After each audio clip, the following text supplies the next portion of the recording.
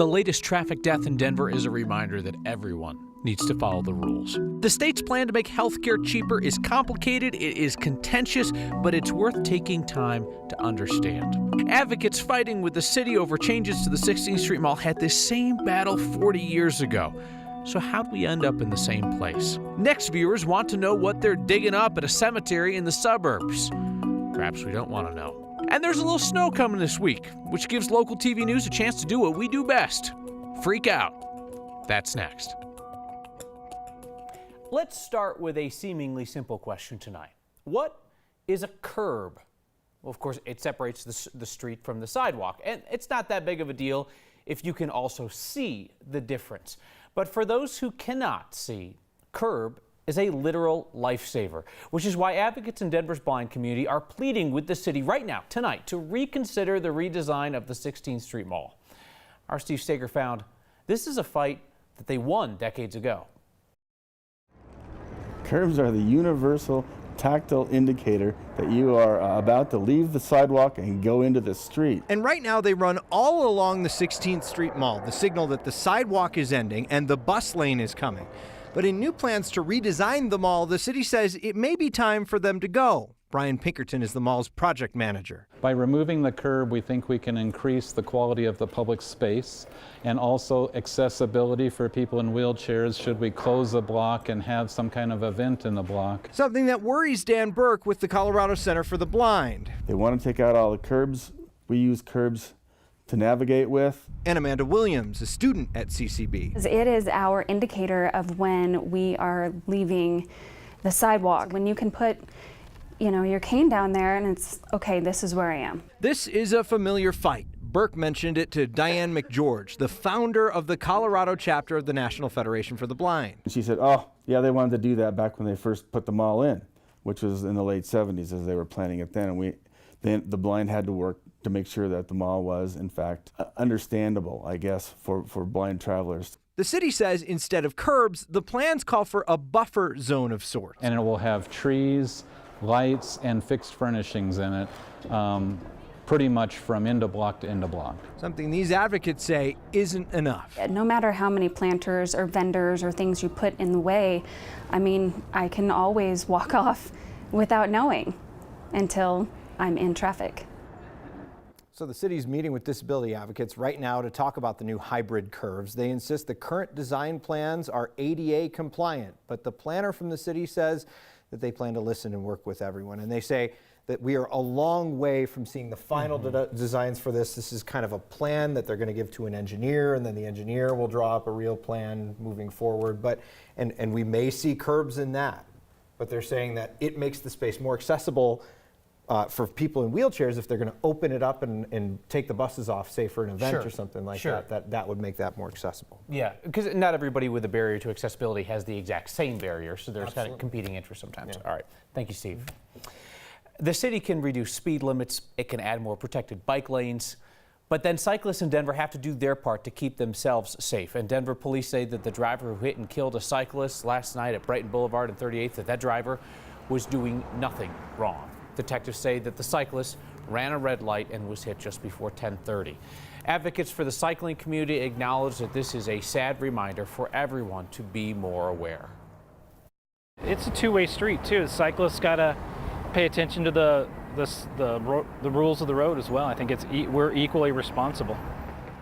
The driver who hit the cyclist stayed there at the scene. That driver is not going to face charges. It's the third cyclist who's been hit and killed in a crash this year in Denver. One driver out of those three crashes has faced criminal charges. More affordable health care sounds great, and states are taking different paths trying to get there. Colorado just unveiled its planned path, and we all don't have much time to offer our feedback on the ideas. Just 2.5 weeks on what is a very complicated issue. Our Nusha Roy explains. You're going to hear the word state option a lot, so let's start with what that means. Colorado is interested in offering a healthcare option designed by the state. The goal is to make the healthcare marketplace more competitive and more affordable by cutting down premiums and out-of-pocket costs. Here's why the state thinks it's important. Lawmakers say they've heard from people that healthcare isn't as affordable as it could be, and some patients are paying more than in other states. So one of the changes the state wants to make is asking hospitals to make their pricing more competitive while making sure they don't run rural hospitals out of business. The Colorado Hospital Association is not really thrilled with the idea. They agree affordability is an issue, but is also worried about the state weighing in on prices, and that if providers and hospitals aren't getting paid as much, it warns quality of care could go down. They also took issue with the numbers in the proposal, saying they're too Denver-centric. The Colorado Association of Health Plans that represents insurance companies are also worried about a recommended requirement that a lot of insurance companies would have to provide a state option plan. So, of course, this is just in proposal phase, and in order for this to actually happen by 2022, state legislators will need to pass another set of laws based off those recommendations they get. So that is where the public input comes in handy, and people have until the 25th now to weigh in. And because there are so many different approaches out there, I want to be super clear. This is not necessarily the state of Colorado running its own plan. They would force private insurers to run the plan they design. To basically carry it out, you know, because those are the people who are able to do it. It would be the state overseeing and setting the recommendations for what an insurance company should be providing to people in Colorado and what those premiums and costs should be. We've heard pushback that's come into us from business owners, business leaders on the Western Slope, on the Front Range. What's the crux of their concern? Yeah, so right now there's been a lot of skepticism about it, and you're hearing it from a lot of the healthcare industry as well, right? They're just really worried that this is going to be too disruptive to the healthcare system. In response to that, the state is basically saying these industries have made a pretty penny over the last couple of years, and because their profits have gone up so much that they feel like there is some wiggle room there to help save some people money. Yeah, some of the intent is to disrupt their profit structure. Exactly. Okay, all right. Thank you, Anusha. We'll keep following this. Aurora City councilors want the Immigration Detention Center in that town to play by their rules. City Council voted last night to move forward on a proposed ordinance that would require detention centers in the city to report any disease outbreaks within 48 hours. Now, if you're thinking, boy, that sounds like an awfully specific request, remember that at the ICE Detention Center, the facility had a chickenpox and a mumps outbreak earlier this year, and the concern was that it wasn't reported quickly enough. Aurora City Council will take this up again at their next meeting. Our next question is from viewers who want us to do some digging about the digging at Wesley Chapel Cemetery in Westminster. It's an old cemetery, dates back to 1889. Unmarked graves and some weathered markers. Sarah and Linda noticed the giant dirt piles and the construction workers there at 120th and Huron. They thought the graves might be being moved. Wayne wrote in thinking that they were disinterring bodies to make way for development. Wouldn't that be something? They're digging up great-great-grandpa to make room for a new froyo place. But that's not what's happening. The city of Westminster says the digging is just to put in a new wrought iron fence and brick pillars. They are not moving any of the graves at Wesley Chapel Cemetery. So those buried there and you can rest easy. Not that moving a cemetery for this reason or that would be all that unprecedented. I mean, go way back, Denver's Cheeseman Park used to be Prospect Hill Cemetery. The process of moving the bodies in the 1800s, well, it was a disorganized mess. And Dillon's old cemetery from the 1880s was moved to make way for the reservoir in the 1960s. All these years later, Dillon is still working to mark the unmarked moved graves. Brace yourself, Denver, for impending white doom. A small amount of fall snow is going to give local TV news stations a chance to practice our breathless team coverage and to offer inane driving tips like slow down. Yeah, I'm sorry, but if it has not occurred to you to slow down when driving in the snow, no amount of chipper TV chatter is going to drill that idea into your head. Probably is worth remembering, though, that Colorado has literally changed the rules of the road this year. And tomorrow is the start of CDOT's public relations campaign for the new traction law. Not saying it's complicated, but they're giving people a flow chart. Can I walk you through this? If you got four-wheel drive, all-wheel drive, and good tires, well, then you're good. If you have two-wheel drive, well, then you need good snow or mud tires. If you have two-wheel drive without snow or mud tires, then you'll need chains or a traction device. CDOT reminds people these rules will apply everywhere, not just on I-70 in the mountains where the crashes are common. The new traction law gets even more confusing when you talk about severe snowstorms along I-70. CDOT says that during those storms, all vehicles will need chains on I-70 in the mountains, but they're not focusing their public relations campaign and their flow chart and their enforcement on that issue right now. State Patrol tells us the goal is not to be writing tickets this winter, though it's obvious that they're hoping at least the threat of tickets for people who cause crashes and block traffic will get people to take the traction law seriously. If they could have solved this riddle with a computer, they would have done it that way. The physics are just too complicated for computers to be able to solve all by themselves. Instead, CSU had to build a giant indoor waterfall. And a lot of great authors don't make a lot of noise with their first book. One in Denver is being heard nationwide. Next.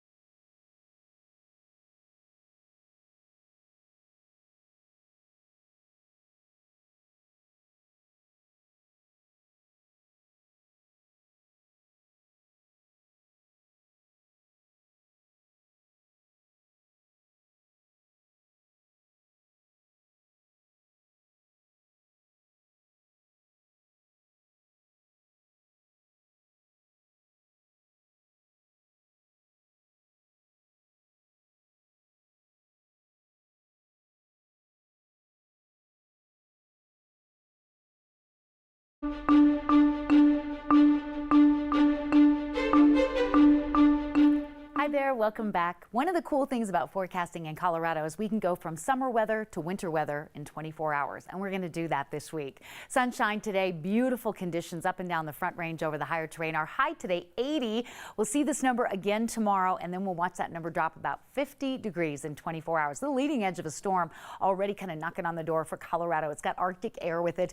Winter weather and travel advisories are out for the northern Rockies, and we'll see some of the heaviest snow north and east of us, but Denver will get in on some of the action starting after midnight tomorrow night through about the mid-afternoon time period on Thursday. Accumulation amounts will be light, but the wind will be fierce. Temperatures are going to drop, and yeah, it will probably impact your travel. Fair skies, 46, a calm night tonight. Tomorrow with sunshine, almost 80 again in the city. We do see the front roll in tomorrow afternoon. You'll notice when the wind picks up, rain and snow Wednesday night, light snow, but bitterly cold on Thursday. I have a high of 34, but actual afternoon temps will be in the mid-20s. 20s with a hard freeze and a record low of 15 Friday morning. But then sunshine, 40s to round out the week, 60s and 70s. Of course, the Broncos come back to town on Sunday, and Kyle, Kebler Pass is just on fire. Judy Husby sending in this beautiful picture. I think the leaves are going to look a lot different after this storm. One of my favorite passes, and there are many. Thank you, Kathy. Gross Reservoir Dam, southwest of Denver, holds some of the water that we drink in the city, and that dam's been on duty for 70 years now. The plan is to expand it, which is easier said than done. The dam was built in the 1950s, and the location was specifically picked because the thought was that area could handle an expanded dam project in the future as Denver's population grew. Spoiler alert, the population grew. So now Denver Water wants to raise the dam 131 feet. They think that can nearly triple the amount of water it can hold. They can't just raise the dam level and then call that done. It's very complicated. So Denver Water reached out to CSU to ask for help. And that's how they ended up with an indoor waterfall on campus. It's like a Zen waterfall, you know. We end up muddy and wet almost every day out here. What we have behind me is a 1:24 scale model of the proposed spillway for the Gross Reservoir expansion project. Denver Water is expanding Gross Reservoirs so that they can increase the supply that they have for consumptive use. And part of that is raising the dam approximately 140 feet. We have water in the prototype coming in at about 60 miles an hour.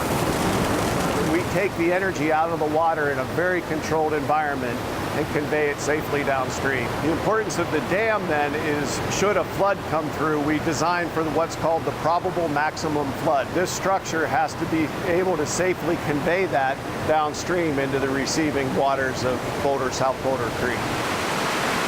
If water were to come over the crest of the dam and, say, erode the toe of the structure and fail that dam, all of the water in the reservoir would be conveyed downstream. So loss of life, loss of property, loss of infrastructure is huge.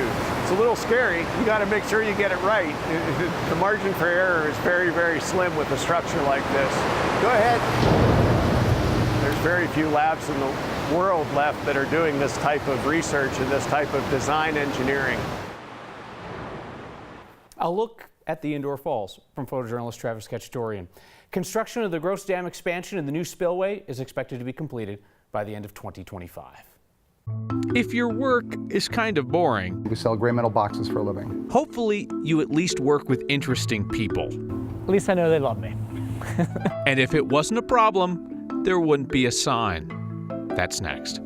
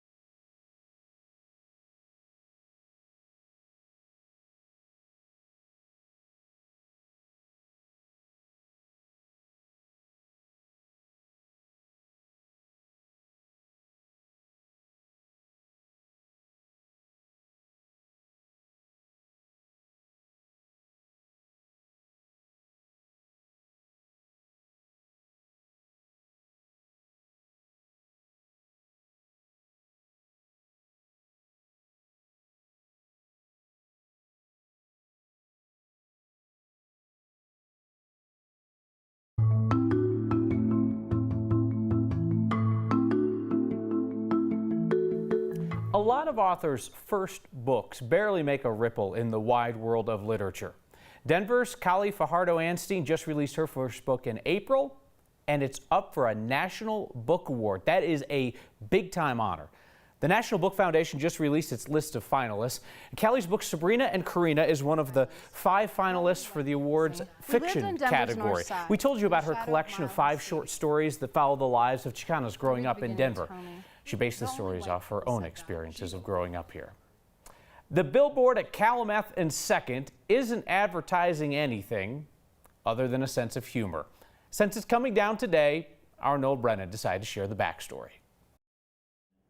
ATS demands power from the emergency side, then the temporary generator will fire up and supply power. Don't all thermomag breakers have some sort of mechanism? We don't put the docking station ahead of the ATS. When the shop talk starts to get dry, so this is just a backup to your backup. This office leans heavily on humor. 100%, because our products are so incredibly boring. We have to make sure we laugh all the time. Tom Cook has kept everyone laughing all week at the expense of Chad Sneed. Occasionally things will happen that'll make me the center of attention. That's right. This time, the joke traveled outside the office, just in time for Chad's 40th birthday. I wanted to record Chad's reaction when he got out of the car. So when I got out of the car, I started recording him like this. What can you do it? He's like, "What are you doing? What are you doing filming me?" What's wrong with you? And I'm like this. Look up. Oh, Jesus Christ. The best $1,500 the office ever spent. That is a selfie I took with a superimposed mock turtle on the selfie. It says, "This is Chad, it's his birthday." The perfect view of Billboard Chad is from Chad's office. A couple weeks ago it was Carrie Underwood. Occasionally it'll be a Nuggets or an Avs advertisement or something like that. But for the past week, it's been a little something different. That's right. A week of office humor on full display. At least I know they love me. For Next, I'm Noel Brennan. The photo, by the way, is real.